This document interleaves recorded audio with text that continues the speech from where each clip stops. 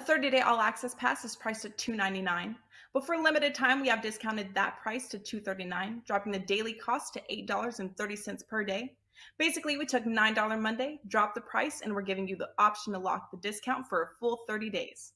Even better, for a limited time, we are adding 7 days free. That's a $99 value to kick in once your 30 days expire.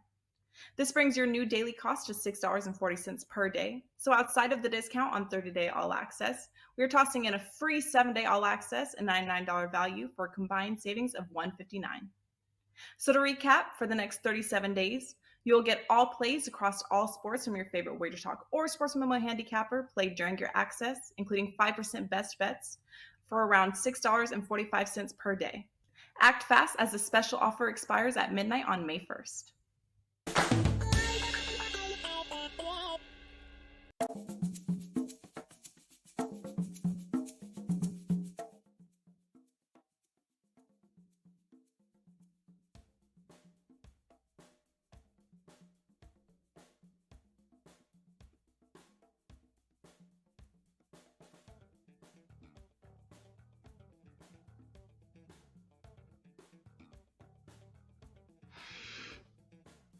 All right, Andrew's muted, so I'm taking over. Welcome to Puck Time.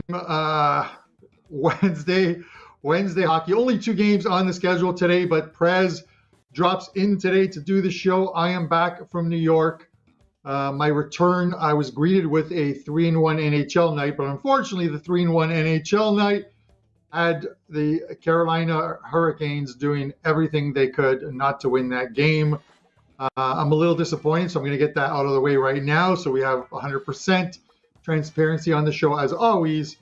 Those 3 goals, it's just a giveaway in your own zone turns into a goal. A shot off of Sebastian Aho's face, the Carolina Sebastian Aho, drops to the ground, and it's an easy tuck in for another goal. And then a offensive zone giveaway that turns into a 2-on-1. And a 3-1 game that eventually ends 3-2. Not happy about it, but a little unlucky, I've got to say. But in this series, I'm going to also admit I got lucky. I had the over in one of the games where they scored 4 goals in the last 4 minutes of the game to make it a 5-1 scoreline. So sorry to you that everyone that followed on that one. We'll get it back. It's been a good playoffs thus far, up 48 units. Let's see if we can keep it going. Andrew, are we talking now? Are we on talking terms? I sure hope so. Can you hear me, Carmine? Because I'm happy to have you back. Good to have you back here on the show, brother. Happy to have Prez here again this week. Appreciate to have him a couple days ago as well. Just 2 games on tap for tonight, but it was a wild game yesterday between the Oilers and the Kings. And Prez, I want to bring you in, of course. I want to ask you what you have going on for clients tonight. But you said it to me 2 days ago about how crazy the price was on the Oilers. And hey, I mean, it might have been a high price, but they came through and played their best game of the series, Prez. What did you think about last night? And what do you have going on tonight for clients? Well, Andrew, I ended up going with Edmonton last night. That was my only client release. I gave them out in regulation. Outstanding effort, and I think really a game that they needed more than anything else. I could see them going into LA tomorrow, Friday, and winning the game. Maybe it's tomorrow. I haven't even looked, but I could see them winning Game 6 in LA. I think that game was one of those monkey off the back games. Crazy not comeback, but crazy performance by the New York Islanders yesterday. Really did not expect to see that. What do I have for my clients today? Well, I've just begun, dude. I mean, I've got 1 NHL play up for my clients, and I'm going to be doing finalizing my NBA and baseball between this show and WagerTalk today, which is on at noon. But I will have a couple of baseball plays, and I'm sure I'll have 1 NBA play. Been rolling, brother. Went 2-2 last night. Had a couple of tough losses, a tough push, but whatever. It's all good, man. I've been rolling so hard since October 1st. And every time I have a skid, whether it's a day or 2 days or 3 days, I bounce back really big. But man, we got 2 games tonight. Florida and Boston, and the Avs and Seattle. I think we should just get into it so that I can go work. Let's do it. Let's jump into it. Game number 1 here on tap for us. Boston Bruins, Florida Panthers. The Boston Bruins trying to close out the series here this evening. They are minus 245. Puck line minus 1.5. Listed as plus 105. Total at 6.5. Of course, that underdog price plus 195 for the Panthers. And a decent price as well on the plus 1.5 minus 125. Carmine, we've seen a good effort out of this Florida Panthers team, firing 40-plus shots in the last game, but nobody's talking about that. Nobody needs to talk about Allmark's performance when the Bruins score 6 goals themselves. Do you think that Florida is out of this series? It gets wrapped up tonight, or will it continue and Florida will stay alive? What do you have for us tonight, Carm? It's obviously it's a weird one because it's supposed to be the closeout, game 5 of the series, and you have the number 1 seed versus the number 8 seed. There's the weird thing is, I'm going to say off the bat, I like the Bruins. I have to figure the Bruins are going to close out the series, but you got to give Florida credit. Florida across the 4 games, 5-on-5, have been very good. You read some of these sites and the hockey writer sites, and they're telling you that Florida has actually played a better 5-on-5 than the Boston Bruins in this series, but they're getting annihilated, taking bad penalties, ending up in the box and getting scored on. Their quick starts, 4 games thus far in the first period, they've only allowed 3 goals through 4 games. 2 of them were on power plays. 1 was on a very bad goal that Alex Lyon is definitely hoping he gets back. So it's weird because it's weird to say to people, I think the Bruins are going to win, but it wouldn't be a bad idea taking the Florida Panthers in the first period plus a half a goal. You've got to lay about $1.50 juice on that one. At the end of the day, I think the Bruins are playing flaws. Bergeron is supposed to be back. He's going to be on a different line, apparently. I think they're going to keep Pasternak with Marchand and God, who's the third player on that line, Andrew? It's blowing my mind that I'm going to forget it right now. And Tyler Bertuzzi. And Marchand will play with Charlie Coyle and Nick Foligno. I'm not sure how many minutes he gets anyways. I would think he shouldn't even play, even though he was on the ice Tuesday. He's coming back from an injury, and you're up 3-1 in a series. Why rush a guy back unless he really wants to be in the lineup? But I would say they're going to manage his minutes. The Bruins are the player. You got to just find a way to play them. But I would stay away from taking the Bruins first period line because Florida Panthers have had 4 quick starts in the playoffs thus far, been pretty good in the first period. So and their backs are up against the wall. No idea who's playing in goal tonight. Maurice is not saying who he's going to start, whether it's going to be Alex Lyon that some sites are reporting will be in goal, or whether it's Bobrovsky. But I'm sure before this show's over, we're going to know. But the Bruins are the player tonight. Prez? Yeah, Carm, listen, this is one of those games we've got Wash Redskin rights. I'm putting my mortgage on Boston. And, Boston's in the exact same position that Carolina was last night. They're coming home. They can put it away. And we saw Carolina lose. So please do not put your mortgage on anything, actually, even if it's like a minus 2,000. This game feels like an under to me, Carm, and I know we're getting overs in this series, and I feel like we're going to get a little Schwinkter pucker factor from both these teams, especially to start the game. I look at a 6.5, and I think, man, 4-2 feels like a reasonable score to me in this game. I'm not going to sit around and talk like I'm going to be betting a whole lot of money on the side here, because I'm not. I wouldn't take Boston minus 240, and I don't feel like regulation's the right way to go in this instance. I'm looking to take under the total of 6.5 points. And some guy in the chat room, Carmine Bianco, Prez as I'm out of shape. Oh, I thought you were talking about me being out of shape. I was like, no, I said if we were in an iron cage. In an iron cage or something, Prez. I said in an iron cage or whatever. You're in better shape. I wouldn't put money on myself, although I do fight dirty. So I'd put money on you. You just sit on me. Like, Carm, thanks. I can Thanks, bench man. press like 180, but I can't bench press 250. 240. Like, 240. Yeah. Although I just got back from New York, I might be 250 because I ate quite a bit this weekend. Yeah. My money's on you, Carm, and my money's on Andrew too. I think if I had to get into a battle with either of the two of you, with you, Carm, my strategy would be run around the octagon until I tire you out. I'd probably take about 12 seconds, and then I'd kick your ass. With Andrew, it'd just be run out of the octagon and just keep running until eventually he gives up. I think with me, it would be snap my legs in half, get on the inside, and you beat me. All I have is my reach. That's all I have going for me at any fight, any boxing match, MMA. Just my reach, I think, is all I have going. Guys, Andrew, I just think that Florida is probably frustrated right now. Oh, yeah. Go ahead, Carm. Yeah, no, Andrew, I was just going to say, if he fights like anybody on the Toronto Maple Leafs, then I have no problem. It's an easy win for me. They might be up 3-1, but that team is pretty soft. Can I say something about the Leafs quick? And it's not specifically about the Leafs. It's about Austin Matthews. In my life, I have never listened to a man or a boy, whatever, who is more boring in interviews ever.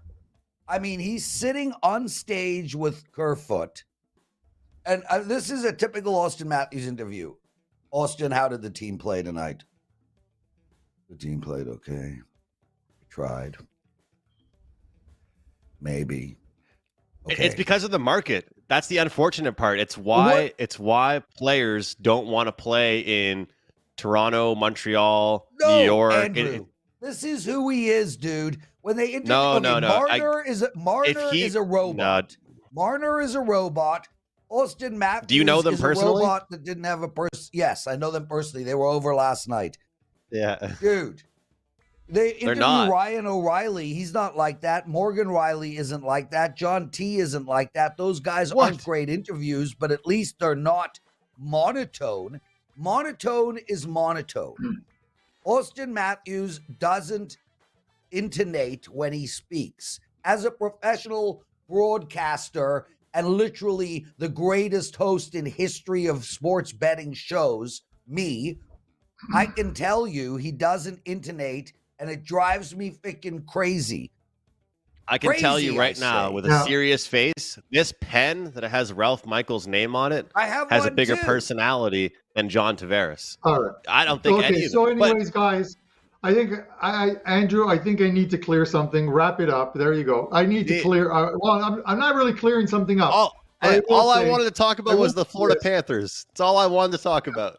And that's how we're going to close this off by me sending it back to you with the Florida Panthers. But what I'm going to say is, throughout the year, I've taken Toronto a lot of times. I've very rarely going against the Leafs. I think we put up a stat during the season of about 36 times in the last 3 years I've taken the Leafs, and I've only gone against them twice. So I don't have a bias on hating the Leafs, as some might think. But I will say, and this is where Prez and I disagree, I actually think through the 4 games, let's throw out the first game, because I said the Leafs had the absolute wrong approach in that game, but they're playing much better in this series than they did in last year's series that win 7 games. This is why I think they'll wrap up. But we disagree. The Leafs of old, last year, the year before, would have been down 4-1 heading into the third period and already thinking about that flight back to Toronto for Game 5. They showed a lot of, because Prez is an old guy, a lot of gumption, Prez, to come back and win that game. So I'll give the Leafs credit because they are playing well and should get into the second round of the playoffs, where they'll face the winner of tonight's Boston and Florida game, which Andrew's going to tell us who he likes on. Andrew, nice segue. Give me your thoughts on Florida. I think that Florida has done everything they possibly can offensively, and it just simply has not been enough. Last game, to have 44 shots on goal, to create so many dangerous opportunities. Analytical freaks are going nuts because Florida is not capitalizing on the chances they should be, and that's really how Boston wins their games. I'll tell anybody, if you like Florida, don't bet the +1.5, because if they're going to win outright. If you like the Bruins, don't bet the money line. Bet the -1.5, plus 105 or 100, or take a look at that team total over 3.5 goals. I think Boston will smother Florida. I could honestly see a very similar scoreline here. I could see a 5-2, 6-2 like last time, 5-3. I like this game to just squeak up and over the total, but even more so, I like Boston's team total over 3.5 goals. Getting Bergeron back. All guys are clicking right now. Jake DeBrusk is having a great playoffs. And when it comes down to it, guys, I simply look at the lineups for the Florida Panthers, and they're not getting nearly enough production. Matthew Tkachuk, as dirty as he can be, has been the best player for the Panthers. Verhaeghe has been okay. Sam Bennett came back in the lineup. He's created some chances, but Bruins have an answer for everything they throw at them. Alexander Barkov, where's that guy been? I haven't really seen him too much all series long. So I look at this Boston Bruins team, and I feel like they have an answer for a lot of things Florida has. Great point made there by Carmen about Florida in the first period. If anybody does like them today, I would recommend looking at the first period play. Don't know if they can put together a full 60 minutes, but maybe the first period would be a good shot for you. But I like the team total over for the Boston Bruins, over 3.5 goals, and would not be surprised to see some empty net goals or a third period over in this one as well. I got a best bet in this game. Actually, at the end, it will be a shots on goal prop, but we'll keep the show rolling along here, Prez, and go to you for our next game in the Western Conference. Let's talk Seattle. Let's talk Colorado here. Colorado -185, Seattle +155. Total is 6, Prez, and no Cale Makar for tonight. What do you have for us in this one? Andrew, I'm looking at the over here. Firstly, kudos to Seattle. They've played really well this series, and Colorado doesn't feel like the same team as last year. I mean, like they're missing, their injuries have really hurt them, and they're missing 2 of their 3 centers from last year, which is a big deal. I think we're going to see an over in this game. We saw an over in the last game and then 2 unders prior to that, but there's been scoring chances all over the ice, and I love 6s because at least we can protect ourselves with that empty net goal if it's 3-2. I'm not going to overthink this play. I'm not, the over is the one for me. Look, these are all tough handicaps here. We got 2 games on tap. I don't love anything, and I'm sitting here trying to come up with reasons on why I like a particular bet. It's hard, man. I'm not in love with any of these plays I'm giving out on the show, and that's just full disclosure. That's it. It's playoff time, and we pick our spots, right? That's what the playoffs really are. Yeah. So, Carm, what do you think here in this game? Well, it wouldn't be anything new if I didn't disagree with Prez on this one. I like the under. Number one, you take an offensive. One of the offensive pieces out of Colorado, and this total's at 6. You look at this series, we're at 4 games in this series. Only 1 has gone over the total. Both games, game 1 and game 2 in Colorado, stayed under the total. They've played 7 times this season, and that 6-4 game was the only game, that game 3, that has gone over the total. 6 of 7 games have gone under the total between these two, and all 4 games in Colorado have gone under the total. The Kraken coming in, the game plan is easy. Try and shut down that number 1 line, and then hope that your second and third and fourth lines can grind out a goal, either a goal here or there, or keep them off the score sheet every single time. They're trying to shut down Nathan McKinnon. You've got, with Makar not there, it becomes even a little tougher, and they've been able to do it. If you're keeping Colorado at home to 2 goals, 3 goals max, or 2 goals or less, you've got a great chance of winning. They can't win an offensive game. We saw it, 6-4. They're not going to win a game in which they get into an up and down the ice against the Colorado Avalanche. It's not going to turn out well for them. Their key to winning tonight is another game where they clog up the neutral zone and try and keep this a low-scoring game that they can try and steal, get to overtime and steal it there, and then head back home for Game 6 to pull off the upset. But you have to love you have to like the under here. 6 of 7 have stayed under the total, and that's the only way to go here. So under for me. Yeah, I like that play, Carm, but I'm going to go a little more specific with just one team and take the team total under 2.5 goals for the Kraken. Minus 130, 35 is the kind of the price range if you shop around on that one. One thing of note as well, Valeri Nichushkin will not play for the Avalanche, and he's been a playoff gamer. I mean, if you guys remember last year, Prez talks about the guys that that left, like Nazem Kadri and obviously no Landeskog now, their captain, he's injured. But Val Nichushkin, I saw some stuff online, got in trouble maybe with the team for some things. I don't want to mention it on the show because I feel like might not be true, some of the stuff that I read, but he is out for team reasons, not an injury, but we don't know when he will be back necessarily.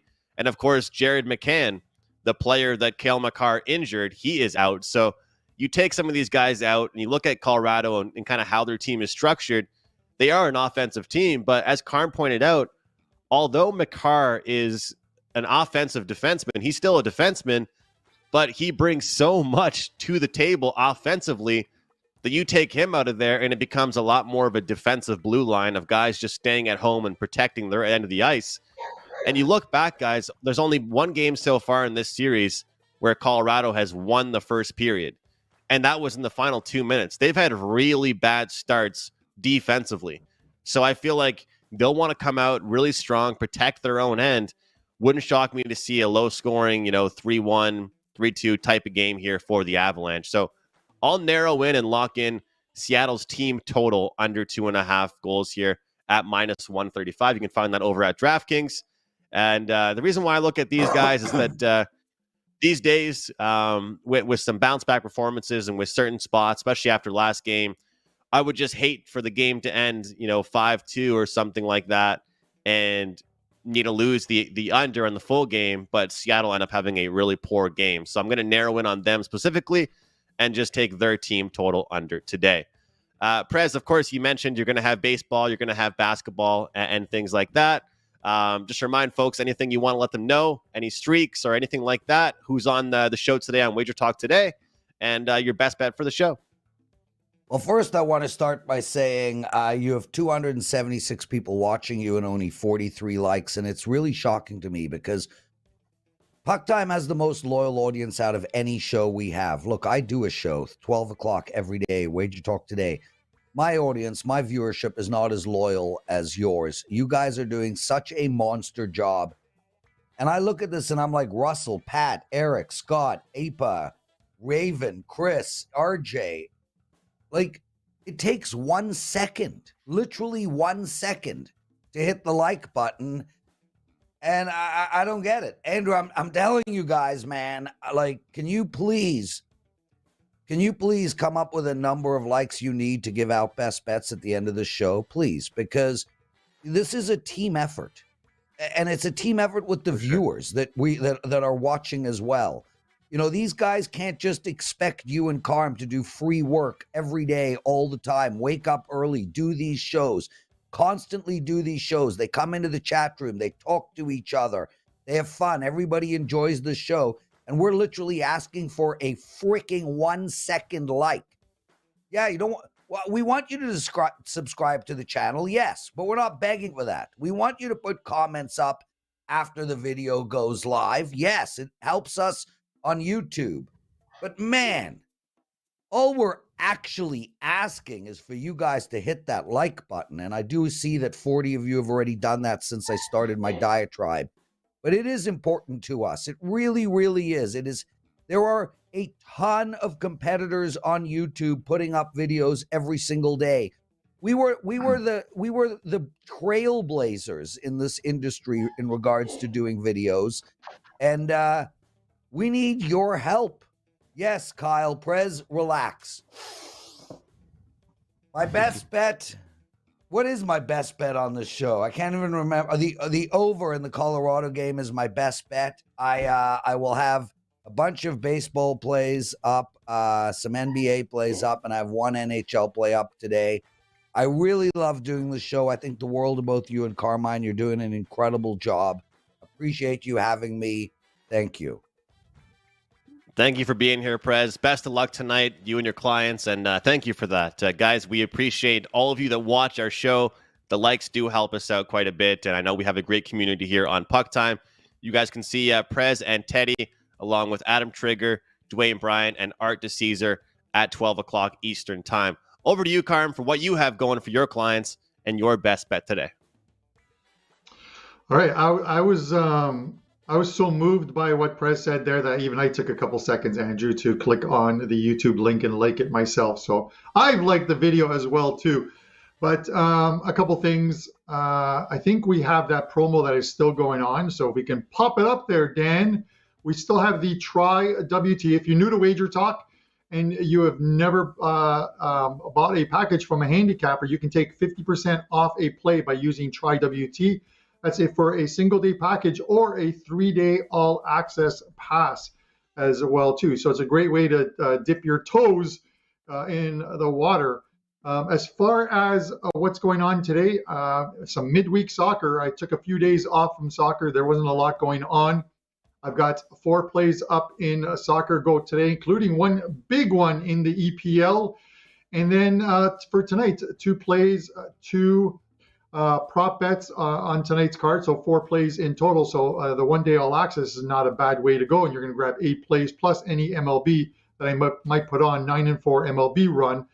My show best bet, I am going to go to back to that Florida game. And I'm going to go every once in a while. If I like a side, I might take a player in the shots prop on the other side. I did it with Adrian Kempe yesterday, and I tweeted that out, or I put it in the live chat yesterday. If you caught it at the end when I was able to finally log in. But I'm going to go with Alexander Barkov for Florida tonight. Over 2.5 shots. He was pretty much invisible in the first 2 games of the series. No shots on goal first game, 1 shot in the second. 3 in the third and 7 in the last game for them. These are the guys who are going to get double shifted or who are going to be on the power play in games like this where they're facing elimination. He's going to get more shifts, and he got more shifts last time out as well too. Over 2.5 shots, minus 145, I believe, is the vig on that one. And let's see if we can get another winner. Love it, Carm. Great play there. I couldn't agree with you more. Even though you and I both think the Bruins are going to win tonight, it does not mean we can't make some money on these Florida Panther players. And I'll be going the exact same direction with my best bet here in a second. But guys, I do have a baseball play tonight. I have a best bet going at WagerTalk in the NHL. 3% play listed for $15. Yesterday was a 1-in-1 day. Had some nice plus 120 on that Edmonton Oilers first period play, but unfortunately did lose the best bet on the over in the Carolina-New York game. But my best bet for the show, same department as Carmine here, Florida Panthers, Matthew Tkachuk, over 3.5 shots on goal. His last 2 games, he has 10 shots combined. He's going to be double shifted. This team had 44 shots the last game. Sometimes, if you need a big game, your big players have to show up, and I believe both Barkov and Tkachuk will have big games. So my best bet, Matthew Tkachuk, over 3.5 shots on goal. Carmine going with Barkov, over 2.5 shots on goal. And Prez has Seattle, Colorado, over 5.5, minus 120. Thanks so much for watching, guys. Hit that like button. We'll see you tomorrow here on Puck Time. A 30-day all-access pass is priced at $2.99. But for a limited time, we have discounted that price to $2.39, dropping the daily cost to $8.30 per day. Basically, we took $9 Monday, dropped the price, and we're giving you the option to lock the discount for a full 30 days. Even better, for a limited time, we are adding 7 days free. That's a $99 value to kick in once your 30 days expire. This brings your new daily cost to $6.40 per day. So outside of the discount on 30-day all access, we are tossing in a free 7-day all access and $99 value for a combined savings of $159.